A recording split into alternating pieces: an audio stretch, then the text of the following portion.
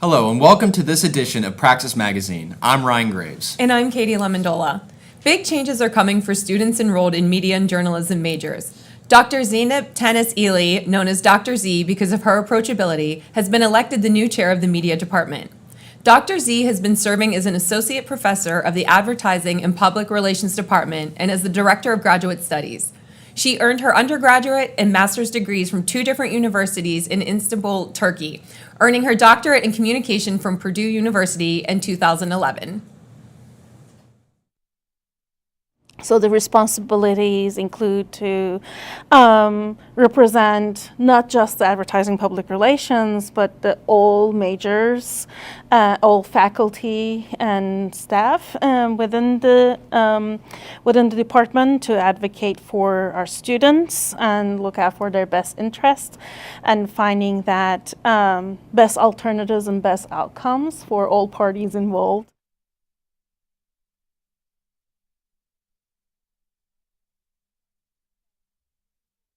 With her colleagues and supporting them through her new role.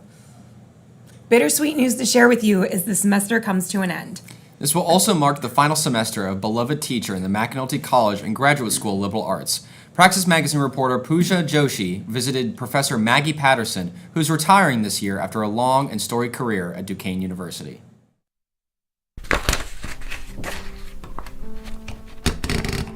I can't imagine not working.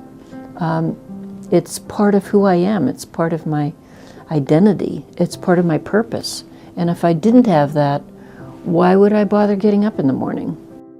I majored in advertising, not journalism. And when I went to look for jobs as a graduate, I was offered a job at the Pittsburgh Press, which was our afternoon newspaper. And I liked it much, much more than writing advertising jingles. When I started college, I vowed that I would never teach. So my family found it very funny when I took my first job teaching at a university. And now I've devoted the greater part of my life to it. That when I feel best about being an academic, being a teacher, is when I can open a door for a student or I can listen to them and hear what they're saying. Like when I meet with students one-on-one to talk about what they're trying to write, I can often hear what their point is that they're not able to see themselves. I find that very rewarding if their face lights up and I know that I've hit the topic on the button and now they know what they want to do. Yeah, I felt very challenged by teaching. I've always felt challenged by it and oftentimes not terribly successful. You don't know, unlike when you publish something, you have a sense of accomplishment. You know that you did a good job. I really don't know whether I'm successful as a teacher or not. Students leave at the end of the semester. Very few of them ever get back in touch with you and tell you that they appreciated anything. So there's not always a great sense of accomplishment with it. It's very hard to measure your success or your failure. I guess the most important lesson that I've learned in my career, and I continually learn it, is to try to have more confidence in myself.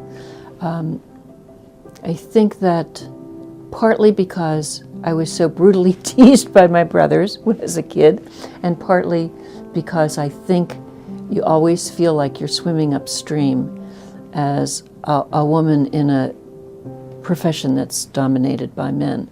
I've always felt like I had to keep proving myself. What's kept me going is that this is part of my identity. It's part of what I do. It's part of what I'm going to continue to do. I'm a writer. I like to investigate and find out about things and be able to put them together in a coherent fashion that helps other people understand what I've studied. So I can't imagine not working. It's part of who I am. It's part of my identity. It's part of my purpose. And if I didn't have that, why would I bother getting up in the morning? Now in his 9th year as president of Duquesne University, Ken Gormley often wears a lot of hats in his many responsibilities on campus. Praxis Magazine found him wearing one of his favorite hats, a chef's hat, as we saw him serving students breakfast during his annual Pancakes with the President event. Academic Walk was filled with lots of dance music in the air, as well as wonderful smell of pancakes and sausages on the griddle. President Ken Gormley served long lines of students all morning, 1 week before the beginning of final exams. T-shirts bearing the image of our president and head chef on campus were available as well, as students enjoyed their free breakfast under the sunny skies on campus. Praxis Magazine Jaden Mears takes us to the South Side for the annual South Side Soup Contest, an annual event that brings local restaurants, retailers, and offices together to benefit the community. The Southside Chamber of Commerce held its 20th Southside Soup Competition in February. Basically, you've got 20 vendors, soup vendors, and then you have 20 hosts. And you have to pair them up, and you're pairing them up not only based on their availability and their willingness to contribute to the event, but also in proximity, because you're trying to create a tour where it kind of flows really nicely through the neighborhood. You have a lot of variety in the neighborhood that you're trying to highlight. And just getting all those people together, getting volunteers, getting everything coordinated, getting the map drawn, the promotion that goes into it. There are really a lot of moving parts, and it's extremely complicated. Frankly, it's kind of remarkable how to watch it pulled off every year. This is, as you know, our 20th year doing it, so it's quite a feat. Dr. Kelly Moore, Assistant Professor of Marketing in the Palumbo Donahue School of Business, shared her thoughts on the buzz down in the South Side. They also use a lot of user-generated content campaigns where they ask people to post pictures of their favorite soups and pictures from the event, which is another really great way to try to get people to participate and get the word out about the things that they're trying to raise awareness for.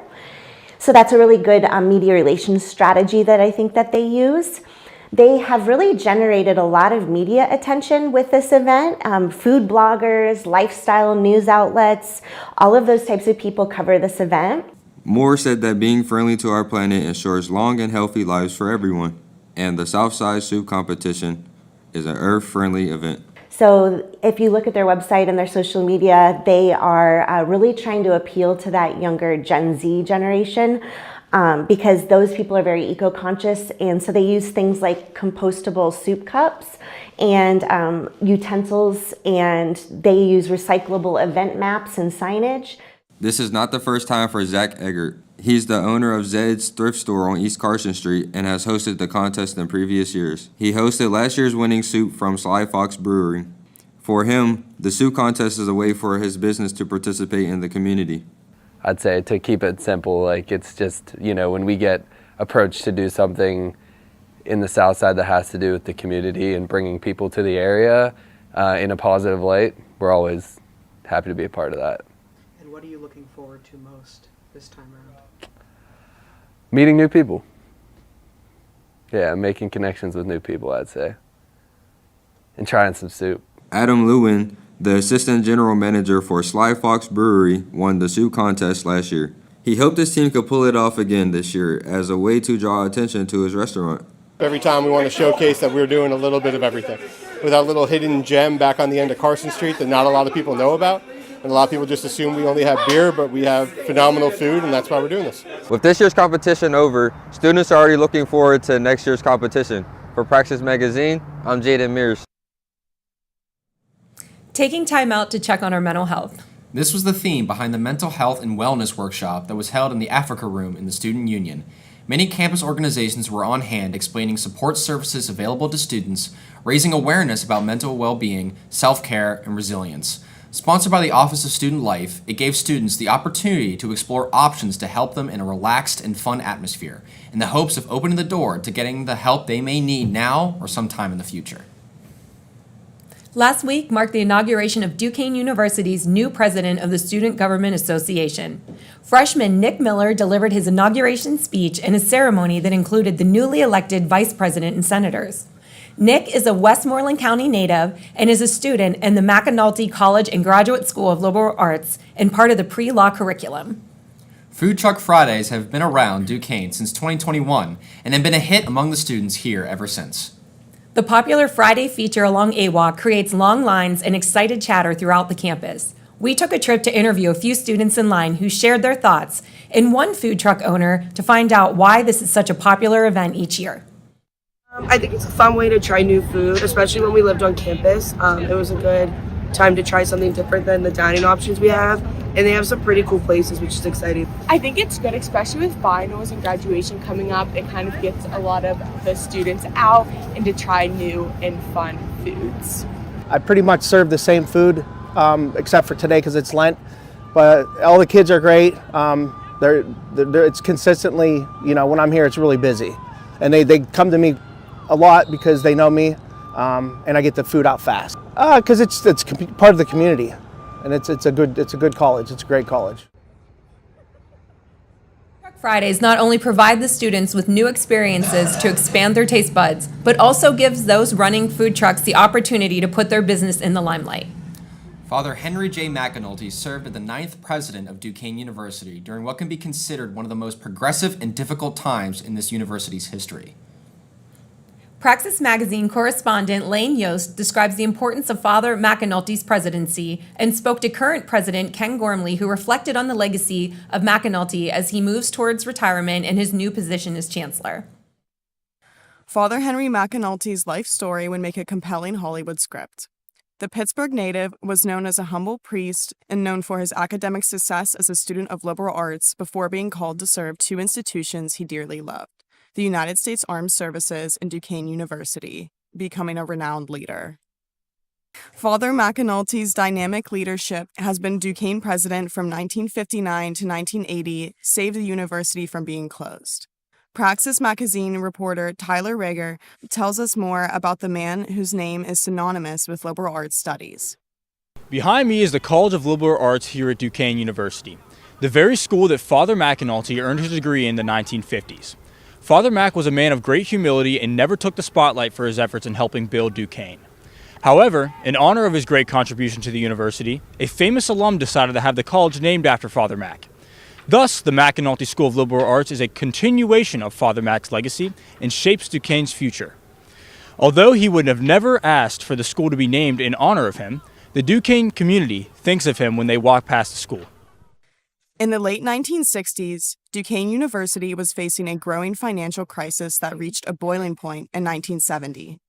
Father Henry McAnulty, a beloved figure on campus since he was appointed president in 1959, united the student body, encouraging a student-led fundraising campaign to save the university. Students went door to door throughout Pittsburgh, raising enough money to keep the university open. These efforts proved successful as students collected more than $1 million, and they created a renewed school spirit, setting the university on a path toward future success and expansion. All of this would not be possible without the hero-like efforts of Father McAnulty. Current President Ken Gormley weighed in on Father McAnulty's legacy at Duquesne, explaining how Father Mac impacts his attitudes on a daily basis. Well, when I started as president in 2016, my wife and I put this dining room in as one of the first things because we wanted to be able to have foundation leaders and public officials and others come to Duquesne to see it. And what I did when I put in this room was I immediately put in the pictures of all of the presidents of Duquesne so they would be around me here. And Father Mac is directly in front of me. I look at him almost every day when I sit here.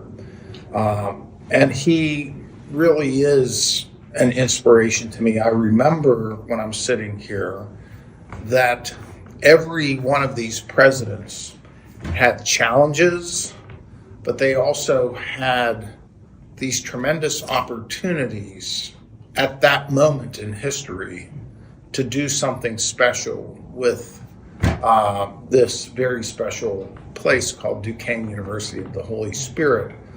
President Gormley also reflects on Father McAnulty's great attributes that allowed him to be successful during trying times. And I think about that all the time, and I thought about it during COVID, I've thought about it during good and bad times, to recognize that each of these people has had to face that moment, and Father Mac was one who did it with incredible poise and success. President Gormley said Father Mac's great humility was admired by his faculty members, staff, and alumni, and his positive contributions to the academic environment on campus created a movement to have the College of Liberal Arts named after the former president. Father McAnulty grew up in the Shadyside neighborhood of Pittsburgh and earned his degree in English and philosophy at Duquesne University. He was a strong advocate for liberal arts education, making the naming of the school here truly special. When President Gormley created the vision to expand Duquesne University's Renaissance with all of the new development on Forbes Avenue, including the renovation of the UPMC Cooper Fieldhouse, the state-of-the-art College of Osteopathic Medicine, and the brand-new McGinley Hall, he told us Father McAnulty was indeed on his mind. This is the final installment of Praxis Magazine for the 2024-2025 academic year. Thank you for joining us as we've covered current events at the McAnulty College and Graduate School of Liberal Arts, Duquesne University, and the city of Pittsburgh. We'll see you again next year. Enjoy your summer.